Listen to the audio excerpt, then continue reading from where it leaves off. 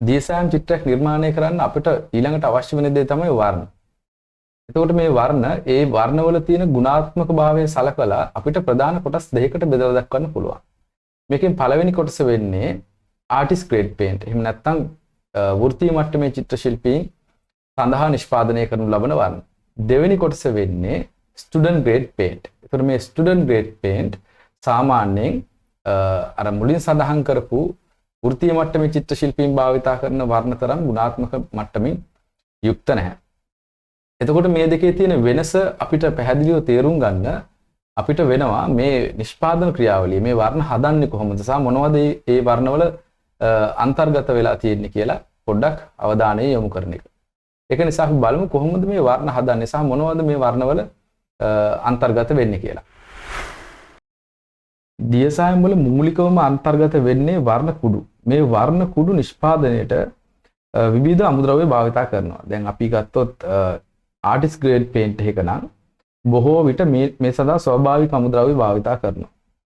එතකොට student grade paint එක නම් භාවිතා වෙන්නේ ඩයි වර්ග සහ කෘත්‍රිම වර්ණකාරක. එතකොට ආටිස්ට් ග්‍රේඩ් පේන්ට් මිලෙන් අධික වෙන්නේ අර ස්වාභාවික khනිජ වගේ දේවල් මිලෙන් අධික අමුද්‍රව්‍ය මේ සඳහා භාවිතා කරන නිසා. එතකොට මීට අමතරව මේ වර්ණ කුඩු අලවලා තියාගන්න ගම් ඇරබික් භාවිතා කරනවා. ඒතර ගම් ඇරබික් තමයි බන්ධකයක් විදිහට එතනදී භාවිතා වෙන්නේ. එතකොට මේ දෙකට අමතරව මේ වර්ණවල තියෙන මෘදු බව සහ මේකේ කල්පැවැත්ම වැඩි කරගන්න භාවිතා කරනවා ග්ලිසරින් එහෙම නැත්නම් සුගර් සිරප් පැණි වර්ග මේ වගේ දේවල් භාවිතා කරනවා. එතකොට ඊට අමතරව සමහරවිට ස්ටුඩන්ට් ග්‍රේඩ් පේන්ට් නිෂ්පාදනයේදී මේගොල්ලෝ වර්ණ කුඩු අඩුවෙන් භාවිතා කරලා ඒ වෙනුවට විවිධ ෆිලර්ස් භාවිතා කරනවා. විවිධ පේස්ට් වර්ග භාවිතා කරනවා මේකේ ඝනත්වය හදාගන්න. එතකොට ඒත් එක්කම මේකේ තියෙන 10% විතර වතුර. එතකොට මේ විදිහට තමයි වර්ණ නිෂ්පාදනය කෙරෙන්නේ.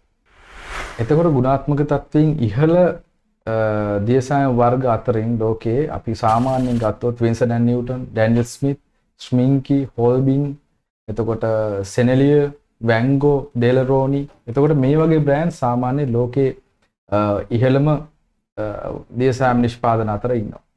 එතකොට මේ සමාගම් වලින් සමාර්ට් නිෂ්පාදනය කරන ස්ටුඩන්ට් බ්‍රෑන්ඩ් පවා ඊටාම ඉහළ ගුණාත්මක තත්ත්වයෙන් යුක්ත වෙනවා.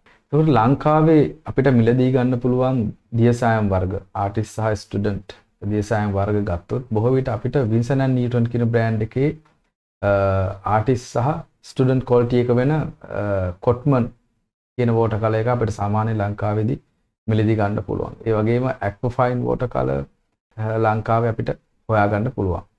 ඒත් එක්කම ෂින්හාන් වගේ වෝටර් කලර් වර්ග. ෂින්හාන් කියන්නේ කොරියන් බ්‍රෑන්ඩ් එකක්. ඒකට ඒ වගේ වෝටර් කලර් වර්ග ලංකාවේ අපිට මිලදී ගන්න තියෙනවා. ඒකට ඒවා සාමාන්‍යයෙන් ගුණාත්මක භාවයෙන් ඉහළයි. එතකොට ඊට පහළ සාමාන්‍යයෙන් කැමල් ආටිස්ට් වගේ එකක් වුණත් සාමාන්‍ය හොඳ තත්ත්වයේ තියෙනවා. එතකොට අපිට තියෙන ප්‍රශ්නේ තමයි ඇත්තට මේවා ගොඩක් ලංකාව ඇතුලේ මිලදී ගන්න තියෙන අවස්ථා අපිට අඩුයි.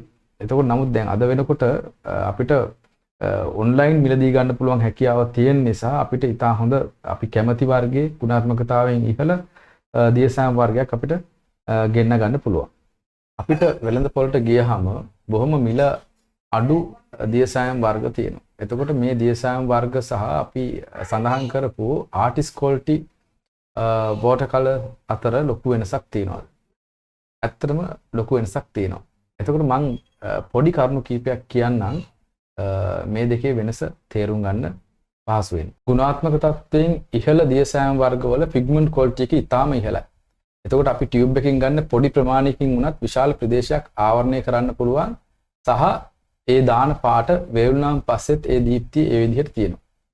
එතකොට අපි ගත්තොත් ලෝ ක්වොලිටි බ්‍රෑන්ඩ් එකක් ඒක ගොඩක් වෙලාවට අපිට ගොඩාක් සායම් ප්‍රමාණයක් පාවිච්චි කරන්න වෙනවා යම්කිසි ප්‍රදේශයක් ආවරණය කරන්න. සහ ඒ දාන වර්ණ ඒ වර්ණයේ දීප්තිය ගොඩක් වෙලාවට මලානික වෙලා යනවා ඒක වේලුණාට පස්සේ.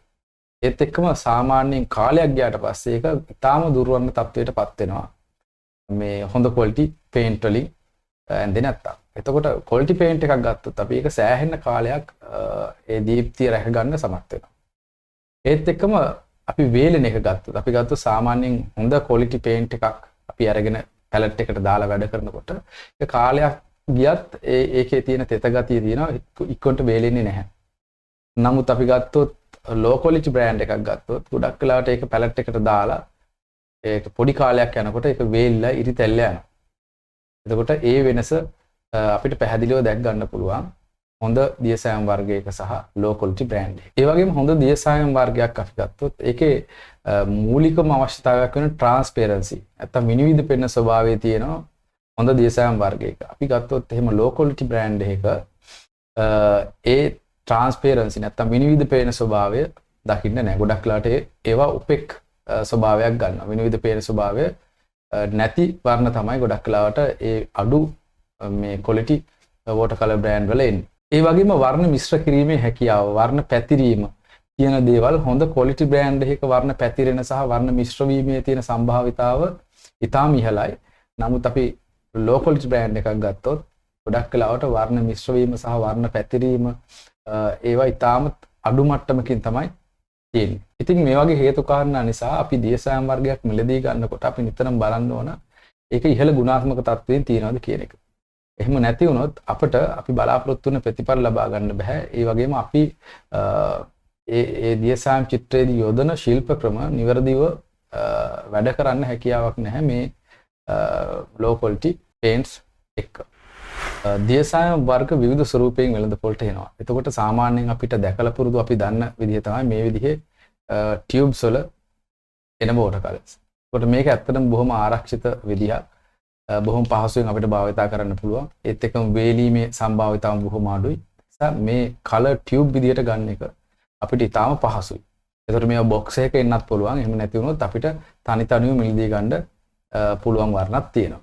එතකොට ඊළඟට මේ දියසායම් වර්ග ආයෙත් එනවා color cakes විදිහට. color cakes කියන්නේ සාමාන්‍යයෙන් මේ වගේ full fan එකක් හරි half fan එකක් හරි මෙන්න මේ විදිහේ ඒ වගේ අසුරලා එනවා දියසායම්. එතකොට මේවත් ඊටාම ගුණාත්මක බවින් ඉහළ දියසායම් මේ විදිහට අපිට වෙළඳ පොලින් මිලදී ගන්න පුළුවන්. එතකොට ඒත් එක්කම සමහර වෙලාවට දියසායම් වර්ග එනවා stick විදිහට සහ pencil විදිහට. එතකොට මේවා විවිධ විශේෂ අවස්ථාවන් සඳහා අපිට භාවිතා කරන්න පුළුවන්. ඒත් එක්කම සමහරවිට දියසායම් බෝතල් වල එනවා. මේ බෝතල් වල එන සායම් ගොඩක් වෙලාට illustration වලට වගේ ගන්න paints තමයි ඒ විදිහට බෝතල් වල එන්නේ.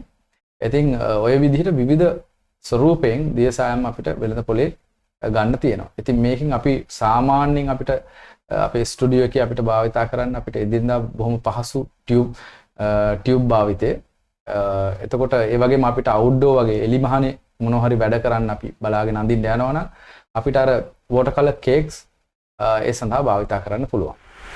ඊළඟට දියසායම් අපි මෙලදී ගන්න වෙළඳපොළට ගියාට පස්සේ එතකොට මේ දියසායම් අසුර වල තියෙන පෙට්ටියේ හරි නැත්නම් දියසායම් ටියුබ් එකේ තියෙන ලේබල් එකේ හරි සඳහන් තොරතුරු ටිකක් තියෙනවා. එතන මේ තොරතුරු ටික දැනගෙන ඉන්න එක අපිට ගොඩක් වැදගත් අපිට අවශ්‍ය නිවැරදි වර්ණය තෝරගන්න. ඒතර අපි දැන් බලමු මොනවද මේ ටියුබ් එකේ නැත්තම් මේ වගේ තියෙන අසුරණයේ සඳහන් වෙන දේවල් සහ ඒවා කොච්චර දුරට අපිට වැදගත්ද කියලා. දියසායම් ටියුබ් එකේ තියෙන තොරතුරු වලින් අපිට ගොඩක්ම වැදගත් එකක් තමයි මේ transparency පිළිබඳ තියෙන symbol එක. එතකොට මේක ගොඩක් වෙලාවට water color tube එකේ කොටුවක් විදිහට හරි රවුමක් නැත්තම් බෝලයක් විදිහට හරි තමයි පෙන්නලා තියෙන්නේ. එතකොට මේකෙන් අපිට දැනගන්න පුළුවන් අපි මෙලදී ගන්න සායම් වර්ගයේ කොච්චර දුරට විනිවිද පේන ස්වභාවයෙන් යුක්තයිද කියන එක. එතකොට මේ අපි මෙලදී ගන්න ටියුබ් එකේ තියෙන සලකුණ හිස් කොටුවක් එහෙම නැත්නම් හිස් රවුමක් වගේ තිබුණොත් මේකෙන් සඳහන් වෙන්නේ මේකෙන් අදහස් කරන්නේ මේ සායම් වර්ගය විනිවිද පේන ස්වභාවයෙන් යුක්තයි කියන එක. එතකොට ඒ කොටුවක් හරි බෝලයක් හරි ඇඳලා ඒකට හරහට ඉරක් ගහලා තිබුණොත් ඒකෙන් අදහස් කරන්නේ මේක semi transparent කියන එක. ඒ කියන්නේ මේක තරමක් දුරට විනිවිද පේන ස්වභාවයෙන් යුක්තයි කියන එක.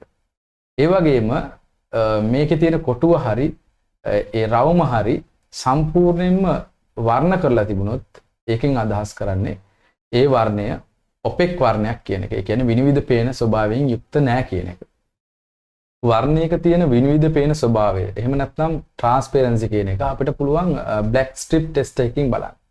ඒ කියන්නේ කළු පාටට අඳපු තීරුවක් උඩින් අපි විවිධ වර්ණ පදාස ආලේප කරනවා. එතකොට එහෙම ආලේප කරනකොට සමහර වර්ණ පදාස මේ කළු තීරුව වහන්න සමත් වෙන්නේ නැහැ. ඒ කියන්නේ මේ වර්ණ ගෑවට අපිට ඒක ගෑවා කියලා පේන්නේ නැහැ. ඊට වඩා කළු තීරුව හොඳට මතුවෙලා පේනවා. එතකොට ඒ වගේ වර්ණ බොහොම විනිවිද පේන ස්වභාවයෙන් යුක්තයි.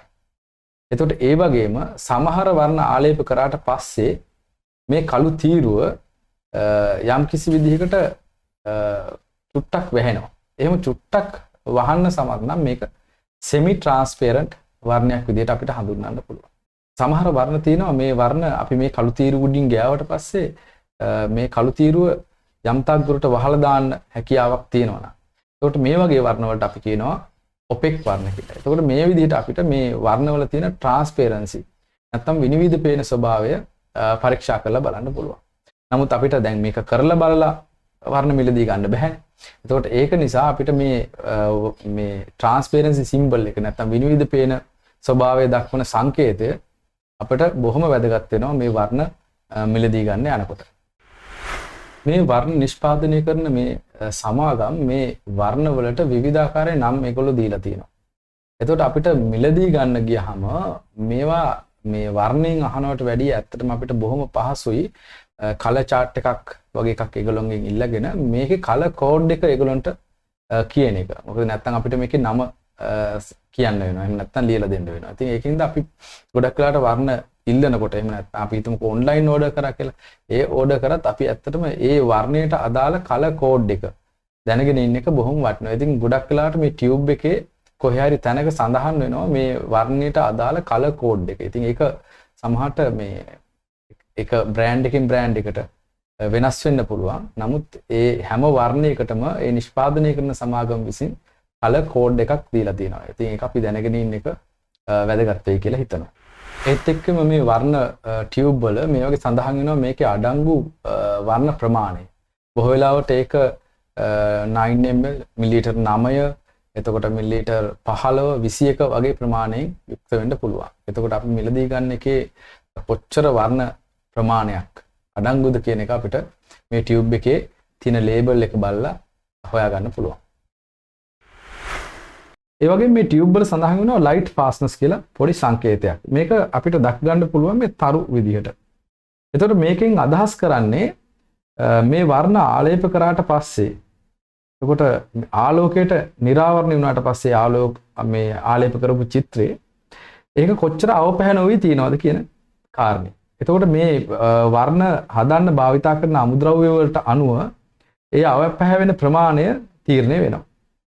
එතකොට මේ තරු විදියට මේකෙන් පෙන්වන්නේ කියලා මම ඔයාලට ඉස්සෙල්ලා කිව්වා. එතකොට මේ තරු ප්‍රමාණය වැඩි නම් මේක අවපැහැවෙන ප්‍රමාණය අඩුයි. එතකොට තරු ප්‍රමාණය අඩුයි නම් අවපැහැවෙන ප්‍රමාණය වැඩි. මේ විදියට අපිට බලා ගන්න පුළුවන් මේ ලයිට් ෆාස්ට්නස් කියන සංකේතය. ඇත්තටම මේක බොහොම වැදගත් අපි වර්ණ මිලදී ගන්නකොට. ඒ වගේම සමහර දියසායම් වර්ගවල මේ ලයිට් ෆාස්ට්නස් රේටින් එක ස්ටාර් විදියට නැත්නම් තරු විදියට දක්වන්නේ නැහැ. ඒ වගේ ඒ වෙනුවට ලියලා තියෙනවා මේක ලයිට් ෆාස්ට්නස් කියන වෝටර් කලර් වර්ගයක්ද කියන එක. එතකොට මේ DSM ටියුබ් වල තියෙනවා මේ රවුමක් ඇතුලේ AP කියලා අකුරු දෙකක් ගහපු පොඩි සංකේතයක්. එතකොට මේ AP කියන එකෙන් සංකේතවත් කරන්නේ approved product කියන එක. ඒ කියන්නේ මේක නියමිත ප්‍රමිතීන්ට අනුව නිෂ්පාදනය කරන ලද අනුමත කරන ලද නිෂ්පාදනයක්ද කියන එක තමයි එකෙන් සංකේතවත් කරන්නේ. එතකොට අපි මේ DSM වර්ගයක් මිලදී ගන්නකොට මේ සංකේතය තියෙනවද කියලා අපිට බලන්න පුළුවන්. එතකොට අපිට සැකහැරලා දැනගන්න පුළුවන් මේක හොඳ මට්ටමේ ප්‍රමිතියෙන් යුක්ත නිෂ්පාදනයක්ද කියන එක. ඒ වගේම මේ DSM නිෂ්පාදනය කරන සමාගම් මේකේ ලේබල් එකේ සමහර ඒ වගේ උපදෙස් මාලාවක් print කරලා තියෙනවා. එතකොට ඒකත් අපිට සමහරවිට වැදගත් වෙන්න පුළුවන්. මොකද මේවා ගබඩා කරලා තියන්න ඕන ආකාරය වගේ දේවල් ගැන උපදෙස් ඒ සටහනේ ඇතුළත් වෙන නිසා.